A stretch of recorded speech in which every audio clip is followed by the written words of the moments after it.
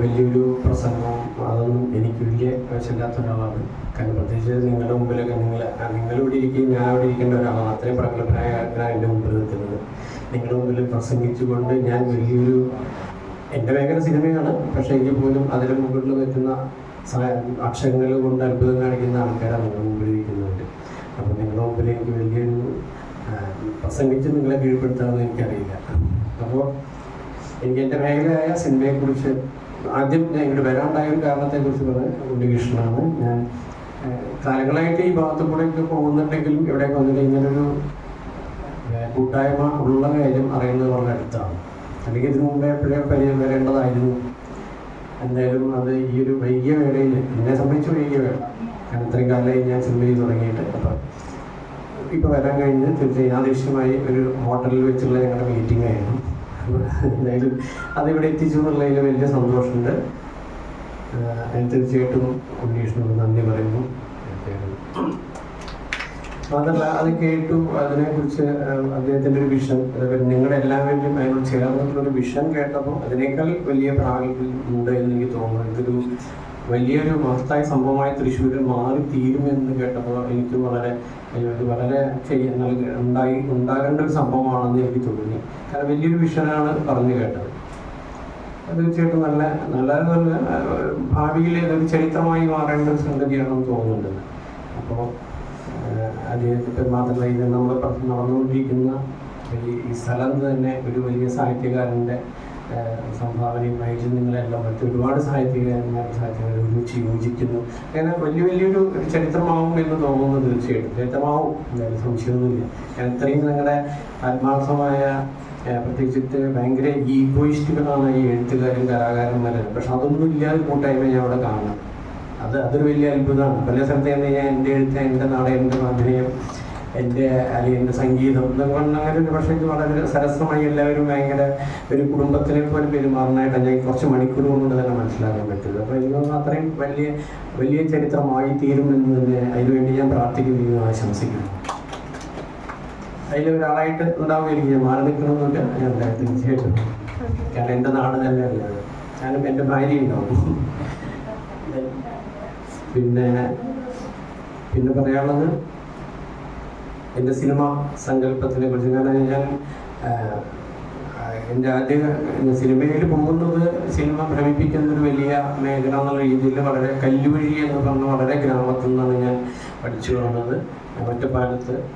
അപ്പം അവിടെ നിന്നുള്ള ഈ സിനിമ വല്ലപ്പോഴൊക്കെ പോയി കാണുകയും വളരെ ബുദ്ധിമുട്ടാണ് കാണാനൊക്കെ. അപ്പം ഈ നമുക്ക് തിയേറ്ററിലും കണ്ടറിവിലൊക്കെ ഉള്ളപ്പോൾ ഈ സ്കൂളിൽ വരുന്ന സിനിമ കണ്ടൊക്കെ അവിടെ നിന്നാണ് ഞാനൊരു സിനിമയുടെ ആഗ്രഹമായിട്ട് വേണ്ടത്തേക്ക് പോകുന്നത്. അവിടെ ചെന്നപ്പെടുന്നത് ഒരു സാധാരണ സിനിമാ സങ്കല്പമായിട്ടാണ്. പക്ഷെ പിന്നെ അവിടെ ഞാൻ എത്തിപ്പെട്ടത് ഷാജി കരുൺ എന്ന് പറഞ്ഞ അദ്ദേഹത്തിൻ്റെ ഒരു ഗ്രൂപ്പിലുള്ള അദ്ദേഹത്തിൻ്റെ കൂടെ വർക്ക് ചെയ്തിരുന്ന ശരത് എന്ന ഡയറക്ടറാണ് കൂടെയായിരുന്നു. അപ്പോൾ എൻ്റെ ഒരു സിനിമാ സങ്കല്പം തന്നെ അവിടെ നിന്ന് പതുക്കെ മാറി തുടങ്ങി. അപ്പോൾ മാറി തുടങ്ങി പിന്നെ എൻ്റെതായ ഒരു കാഴ്ചപ്പാടിലേക്കുള്ള സിനിമയിലേക്ക് ഞാൻ എത്തിപ്പെടുകയാണ്. അപ്പോൾ സ്വാഭാവികമായും ആ കാഴ്ചപ്പാട് എവിടെ നിന്നൊരു പാരലൽ സിനിമ എന്നുള്ള, ഞാൻ പറഞ്ഞ ഒരു അക്കാഡമിക് സിനിമ എന്നുള്ളതല്ല, സാധാരണക്കാർ കാണുകയും എന്നാൽ അത്യാവശ്യം നമുക്ക് പറയുന്ന രാഷ്ട്രീയം അല്ലെങ്കിൽ കലാമൂല്യം അല്ലെങ്കിൽ ടെക്നോളജിയാണ് എനിക്ക് കുറച്ചും കൂടി എന്നെ കൂടുതൽ പ്രേരിപ്പിച്ചതാണ് സിനിമകളിൽ. അപ്പോൾ അതുകൂടി ഉപയോഗപ്പെടുത്തുന്ന സിനിമകൾ ചെയ്യാമെന്നുള്ളതിനെ സംബന്ധിച്ച് എനിക്ക് ഭയങ്കര ത്രില്ലുണ്ടായിരുന്നു. അപ്പോൾ അതിനു വേണ്ടിയിട്ടുള്ള എൻ്റെ ശ്രമങ്ങൾ പലപ്പോഴും, കാരണം ഞാൻ ആദ്യമായി ചെയ്ത സിനിമ തന്നെ എൻ്റെ 38ാമത്തെ വയസ്സിൽ ഞാൻ ചെയ്യണം. ആ സിനിമ ചെയ്യാൻ വേണ്ടി ഒരു 4-5 വർഷം ശരിക്കും അതിന് പിന്നിൽ ഞാൻ പ്രവർത്തിച്ചു. അത് കോർട്ട് മാർഷൽ എന്ന ഒരു നാടകം, സ്വദേശ് ദീപകിൻ്റെ, അദ്ദേഹത്തിൻ്റെ court martial drama Shri Surya Krishnamoorthy അതിനെ മലയാളത്തിലേക്ക് മാറ്റി നാടകം ചെയ്ത് അതിൽ കുറച്ച് തുടക്കവും ഒടുക്കവും കുറച്ചുകൂടി അദ്ദേഹത്തെ ഡ്രാമാറ്റിക് ആയിട്ട് മാറ്റി ആ നാടകമാണ് ഞാൻ ആദ്യമായിട്ട് കാണുന്നത്. അങ്ങനെയാണ് ആ നാടകത്തിനെ കണ്ട ഫസ്റ്റ് ഒരു പ്രാവശ്യം ആദ്യം കാണുമ്പോൾ തന്നെ എനിക്ക് അതിൻ്റെ ഉള്ളൊരു സിനിമയുടെ സാധ്യത എനിക്ക് തോന്നി. അതിൽ ഒരു പരിധിവരെ അതിൻ്റെ സബ്ജക്റ്റും, 2 അതിൻ്റെ ടെക്നോളജി. അപ്പോൾ ആ ടെക്നിക്കല് അപ്പോൾ അന്ന് തന്നെ കാണുമ്പോൾ തന്നെ ഞാൻ ആലോചിച്ച ഒരു സിനിമ ഒരു റൂമിൻ്റെ ഉള്ളിൽ എങ്ങനെ ചെയ്തു തീർക്കാം എന്നുള്ളതാണ് എന്നെ സംബന്ധിച്ച് ആദ്യം ഉണ്ടായിരുന്നത്. കാരണം ആ നാടകം കണ്ടുകൊണ്ടിരിക്കുമ്പോൾ അവിടെ ഇരുന്ന പ്രേക്ഷകർ മുഴുവൻ ആ ഒരു സ്റ്റാർട്ടിങ് മുതൽ അവസാനം വരെ ഒരേ മാനസികാവസ്ഥയിൽ ഇരിക്കുന്നു. അല്ലാതെ പറയുന്ന വിഷയത്തിൻ്റെ തീവ്രത. അപ്പോൾ എനിക്ക് തോന്നിയത് അതാണ്. സിനിമയ്ക്കുള്ള എല്ലാം ഉണ്ടായില്ല, ഇനി ബാക്കി നമുക്ക് സിനിമാറ്റിക് ആയിട്ട് എടുക്കാം എന്നുള്ളതാണ്. അപ്പോൾ അതുകൊണ്ട് അന്ന് ഞാൻ തീരുമാനിച്ചു. പിന്നെ അതിൻ്റെ ശ്രമമായിരുന്നു.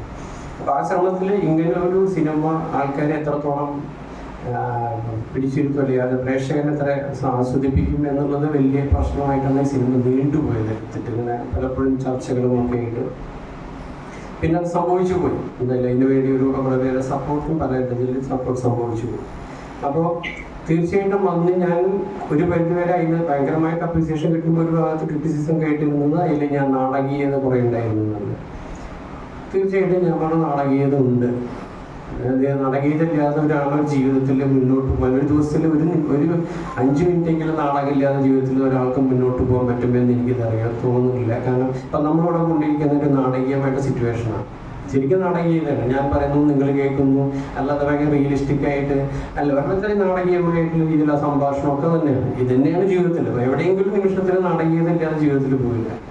അപ്പോൾ അതുകൊണ്ട് നാടകീയത തന്നെയാണ് എൻ്റെ ജീവിതം. കാരണം അല്ലാതെ ഒരാളെ ആസ്വദിപ്പിക്കാൻ ബുദ്ധിമുട്ടാണ്. അതൊരു ക്ലാസ്സിലൊരു ടീച്ചർ എടുത്തപ്പോൾ ഒരു ക്ലാസ് എടുക്കണമെങ്കിലും ഇത് നാടകീയമായി പറഞ്ഞിട്ടില്ല, വലിയ കാഷ്വലായിട്ട് വന്ന് പറഞ്ഞാൽ ഒരു സ്കൂളിൽ ഒരു കുട്ടിയും ഒരാളും കേൾക്കാൻ പോകുന്നില്ല. സ്വാഭാവികമായിട്ട് അതൊരു ഭയങ്കര സ്വാഭാവികമായിട്ടുള്ള ഉണ്ടാവുന്ന നാടകീയതയാണ്.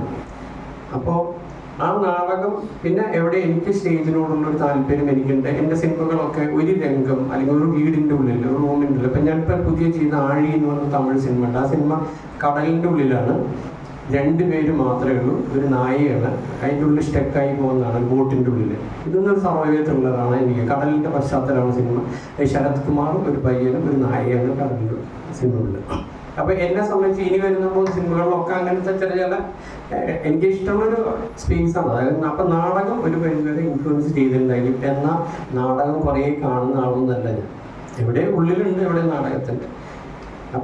അപ്പോൾ ആ രീതിയിൽ എന്നെ നാടകമായി ഭ്രമിപ്പിച്ച ഒന്നാണ് ഈ കലാനിലയം എന്ന് പറഞ്ഞ ഇതിൻ്റെ എന്താ പറയുക. പ്രത്യേകിച്ച് ഞാൻ ഇവരുടെ നാടകം കണ്ടിട്ടില്ല കേട്ടോ, അത് സത്യമായിട്ടും. പക്ഷെ ഞാൻ ഒരുപാട് വായിച്ചു. കാരണം അതിൻ്റെ ടെക്നോളജി, കാരണം അതും ടെക്നോളജി ആയതുകൊണ്ട് എനിക്ക് ഭയങ്കര ഇഷ്ടമായി. കാരണം സ്റ്റേജിൽ ത്രില്ലടിപ്പിക്കുന്ന ആൾക്കാരെ പിടിച്ചിരിക്കുന്നു. അതിൻ്റെ സൗണ്ടിങ് ആണ് എൻ്റെ മറ്റൊരു മേഖല എനിക്ക് ഭയങ്കര ഇഷ്ടമുള്ളത്. അപ്പോൾ ആ രീതിയിലും ഈ കലാനിലയത്തിനെ കുറിച്ച് ഞാൻ ഭയങ്കര അങ്ങനെ എപ്പോഴും കാണണമെന്ന് പലപ്പോഴും എന്തൊക്കെ കാരണങ്ങൾ കൊണ്ട് കാണാൻ പറ്റിയില്ല, അത്രയുള്ളൂ. പക്ഷേ എനിക്ക് ഭയങ്കര ആഗ്രഹിച്ചിരിക്കുന്നതാണ് ഒരു നാടകം കാണണം. ഈ സ്റ്റേജിൽ എന്ത് ടെക്നോളജി ചെയ്യുന്നു, കൂടുതൽ ചെയ്യുന്നതെന്നായ. കാരണം ടെക്നോളജിയോടുള്ള എൻ്റെ താല്പര്യമാണ്. തീർച്ചയായിട്ടും ആ രീതിയിൽ നമ്മൾ മലയാളത്തിൽ നിന്ന് ഇത്ര അത്ഭുതപ്പെടുത്തുന്ന ഒരു വലിയ എന്താ പറയുക, ഒരു പാരമ്പര്യമുള്ള ഒരു കലാസൃഷ്ടി ഉണ്ടാക്കിയിട്ടുള്ള വലിയൊരു ഗ്രൂപ്പാണ് ഇവർ എന്നുള്ളതിൽ തീർച്ചയായിട്ടും ഒരു മലയാളി എന്ന രീതിയിലും ഒരു കലാ എന്ന രീതിയിലും എനിക്ക് അഭിമാനമുള്ളത് തന്നെ. കാരണം പിന്നെ അപ്പം നാടകീയമായിട്ടുള്ള ഇതും എൻ്റെ സിനിമ മേഖലയും നാടകം ഇത് തമ്മിലുള്ള എൻ്റെ ബന്ധം ഇതാണ്. അപ്പോൾ നാടകീയമായ സംഭാഷണങ്ങളും ഒക്കെയാണ്.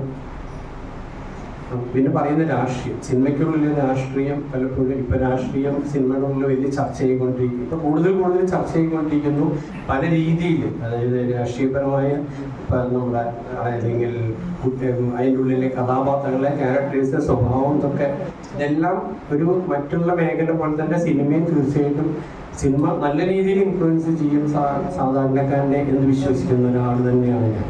അത് എന്ന് സിനിമ കാണാൻ തുടങ്ങി അല്ലെങ്കിൽ അതിൻ്റെ ഭാഗമായി അന്നുപോലെ ഞാൻ എപ്പോഴും എവിടെയും പറയുന്നതാണ്, സിനിമ തീർച്ചയായിട്ടും കുട്ടികളെ മനുഷ്യരെ ഇൻഫ്ലുവൻസ് ചെയ്യും എന്നുള്ള കാര്യത്തിൽ യാതൊരു സംശയമില്ല. അത് മറ്റെല്ലാ മേഖലയേക്കാൾ കൂടുതൽ ഇൻഫ്ലുവൻസ് ചെയ്യുന്നുള്ള കാര്യത്തിൽ സംശയമില്ല. കാരണം അതിനൊരു എക്സാമ്പിള് ഞാൻ പറഞ്ഞത്, ഒരു പ്രാവശ്യം ഒരു വലിയ സിനിമ സംവിധായകനും ഒരു വലിയ ക്രിയേറ്റീവും ഞാനും ഒരു സ്റ്റേജിലുണ്ടായി. അവിടെ ഒരു ചർച്ച വന്നപ്പോൾ എൻ്റെ സിനിമ അത്രത്തോളം ഇൻഫ്ലുവൻസ് ചെയ്യുന്നതാണെന്ന് അദ്ദേഹം പറഞ്ഞു. പക്ഷെ ഞാൻ പറഞ്ഞ കോട്ട് ചെയ്ത് ഇത്രയേ ഉള്ളൂ. അതായത് കോടികൾ മുടക്കി ഒരു പ്രൊഡക്റ്റ് പുറത്തേക്ക് ഇറക്കുമ്പോൾ വെറും 1 മിനിറ്റുള്ള പരസ്യം കൊണ്ട് ജനങ്ങളെ അതിൻ്റെ പ്രൊഡക്റ്റ് വാങ്ങിപ്പിക്കണം എന്ന് കഴിവുണ്ടെങ്കിൽ വിഷ്വൽ മീഡിയയുടെ സ്ട്രെങ്ത് എത്രത്തോളം നിങ്ങൾ ആലോചിച്ചാൽ മതി.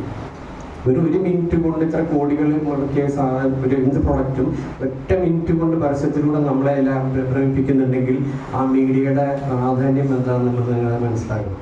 അപ്പോൾ അത്രയും ശക്തമാണ് ശരി.